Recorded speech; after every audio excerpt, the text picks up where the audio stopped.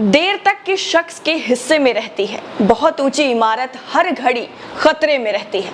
विपक्ष को एक करने का बीड़ा उठाने वाले बिहार के सीएम नीतीश कुमार अब अपने एक नए पड़ाव पर पहुंच रहे हैं। हरियाणा से आज सीएम नीतीश और तेजस्वी दोनों हुंकार भरने वाले हैं और पूरा का पूरा विपक्ष अब एकजुटता जिस तरह से हरियाणा में दिखाने जा रहा है वो वाकई देखने में बेहद ही दिलचस्प होने वाला है। दरअसल आज देश के पूर्व उप प्रधानमंत्री चौधरी देवीलाल की 109वीं जयंती पर हरियाणा के फतेहाबाद में सम्मान दिवस रैली होने वाली है और यहां पर सभी विपक्ष की पार्टियां एक मंच पर नजर आने वाली हैं। इसमें बिहार के सीएम नीतीश कुमार और डिप्टी सीएम तेजस्वी यादव शामिल होने के लिए निकल चुके हैं। हरियाणा के पूर्व सीएम ओम प्रकाश चौटाला ने नीतीश के साथ साथ 10 बड़े राज्यों के भाजपा विरोधी नेताओं को रैली का निमंत्रण दिया है। यानी संदेश साफ है कि बिहार से जो एकता की मिसाल शुरू हुई थी वो अब पूरे देश में फैलने के लिए पूरी तरह तैयार है। अब ऐसे में देखना ये अहम है कि क्या नीतीश मोदी के खिलाफ मोर्चाबंदी कर पाएंगे।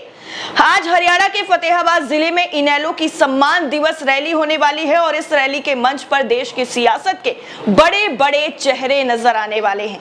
रैली में भीड़ जुटाने के लिए इनेलो नेताओं ने जहां पूरी ताकत झोंक दी है, वहीं मुख्यमंत्री ओम प्रकाश चौटाला बड़े नेताओं को मंच पर लाकर तीसरे मोर्चे के गठन की कवायद को गति देने की पूरी तैयारी में है। पार्टी का दावा यह भी है कि 11 राज्यों के दिग्गज नेता या फिर उनके प्रतिनिधि इनेलो का मंच साझा करने आज फतेहाबाद में जरूर जुटेंगे। वहीं आपको बता दें कि इस रैली में शामिल होने के बाद नीतीश जो है और तेजस्वी यादव दिल्ली पहुंचेंगे, जहां पर सोनिया गांधी से लालू प्रसाद यादव और नीतीश दोनों मुलाकात करने वाले हैं। फिर लालू यादव के साथ जो सोनिया गांधी की मुलाकात होने वाली है वो उनके आवास पर ही होगी।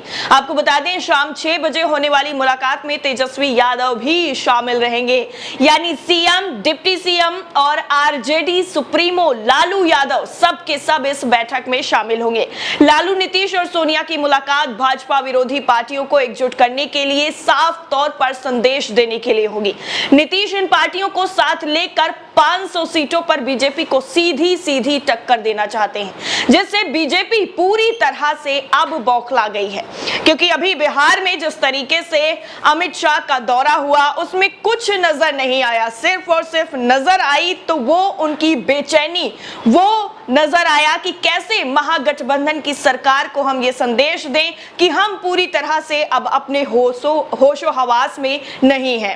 नीतीश विपक्ष को एकजुट करने में जुटे हुए हैं। उधर अमित शाह ने 2 दिन पहले ही जिस तरह का चुनावी बिगुल फूका और पूर्णिया जिले में एक रैली में शाह ने कहा कि 2024 के लोकसभा चुनाव में बिहार की जनता लालू नीतीश की जोड़ी का सफाया कर देगी, जिस पर भी वार पलटवार का खूब सिलसिला चला। 2025 में भी भाजपा पूर्ण बहुमत से बिहार में सरकार बनाएगी। शाह ने यह भी कहा कि प्रधानमंत्री बनने के लिए आरजेडी और कांग्रेस की गोदी में नीतीश बैठ तो गए हैं, लेकिन जैसे ही वो पीएम बन जाएंगे वो सबको छोड़ देंगे। नीतीश कुमार ने जॉर्ज फर्नांडिस के साथ भी धोखा किया है, मांझी के साथ धोखा किया। अब बीजेपी को धोखा देकर लालू के पास चले गए और ये धोखा मोदी जी के साथ नहीं हुआ, बिहार की जनता के साथ हुआ। नीतीश ने शिक्षक भर्ती घोटाले में सजा काट कर जेल से बाहर आए हरियाणा के पूर्व मुख्यमंत्री ओम प्रकाश चौटाला से इसी महीने मुलाकात भी की थी और आज हरियाणा में ये सारे के सारे विपक्ष के जो बड़े चेहरे हैं वो एक मंच पर नजर आने वाले हैं। चाहे वो उद्धव ठाकरे हो या फिर नीतीश कुमार हो, सब एक मंच पर इनको निमंत्रण दिया गया है। अब उद्धव ठाकरे शामिल होंगे कि नहीं वो तो अभी कुछ देर बाद ही पता चल जाएगा। लेकिन चौटाला की पार्टी इनेलो हरियाणा की क्षेत्रीय पार्टी है जहां पर लोकसभा की 10 सीटें हैं और ये अपने आप में काफी बड़ी चीज है। चौटाला की गिनती बड़े जाट नेताओं में होती है, ये किसी से छुपा नहीं हुआ है। लेकिन हरियाणा के साथ साथ पश्चिमी यूपी की भी 5 से ज्यादा सीटों पर जाट वोटर्स का असर है। नीतीश कुमार ने इस महीने दिल्ली दौरे पर सबसे पहले राहुल गांधी से मुलाकात की थी। कांग्रेस वर्तमान में लोकसभा में सबसे बड़ी पार्टी है। 2019 में कांग्रेस को 52 सीटों पर जीत मिली, जबकि 210 सीटों पर पार्टी दूसरे नंबर पर रही। यानी कुल मिलाकर 262 सीटें ऐसी हैं जहां कांग्रेस भाजपा से सीधे मुकाबले में थी। नीतीश अगर विपक्ष को एकजुट करने में सफल रहते हैं और सभी दल एकजुट हो गए तो आगामी लोकसभा चुनाव में 500 से ज्यादा सीटों पर भाजपा से सीधा टक्कर होने वाली है।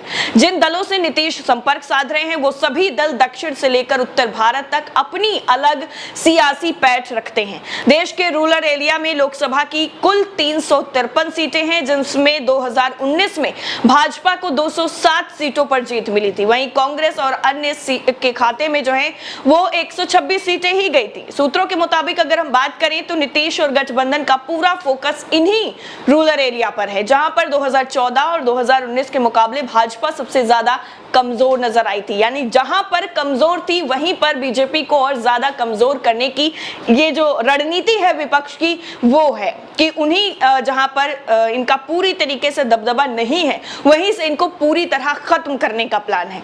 2019 में आपको बता दें कि भाजपा को रूरल एरिया में सिर्फ 77 सीटों पर जीत मिली थी, जो 2014 में बढ़कर 190 और 2019 में 207 पर पहुंच गई। वहीं सेमी अर्बन की अगर हम बात करें तो यहां पर 2009 में भाजपा को 20 सीटें मिली थी और 2014 में यह बढ़कर 53 हुई और 19 में 58 तक पहुंच गई। हाईली अर्बन यानी उच्च शहरी एरिया की अगर हम बात करें तो यहां 2009 में भाजपा के पास सिर्फ 20 सीटें थी, जो 2014 और 19 में बढ़कर 40 सीटों पर पहुंच गई थी। और सबसे बड़ा जो मुकाबला है, सबसे बड़ी जो चुनौती है विपक्ष के लिए वो इन्हीं सीटों पर होने वाली है कि आखिर ये बीजेपी के जो ऐसे गढ़ थे जहां पर बिल्कुल कमजोर थी बीजेपी, वहां पर धीरे धीरे 2019 तक आने में इन्होंने 40-20 ये सारी सीटें जो हैं अपने नाम कर ली। अब उन्हीं सीटों पर सीधा सीधा विपक्ष की टक्कर होने वाली है और कितना विपक्षी एकता कामयाब होगी ये आने वाले अभी कुछ वक्त में ही पता चल जाएगा, क्योंकि हरियाणा से जो हुंकार विपक्ष की निकलेगी वो बीजेपी के लिए काफी ज्यादा नुकसानदेह हो सकती है।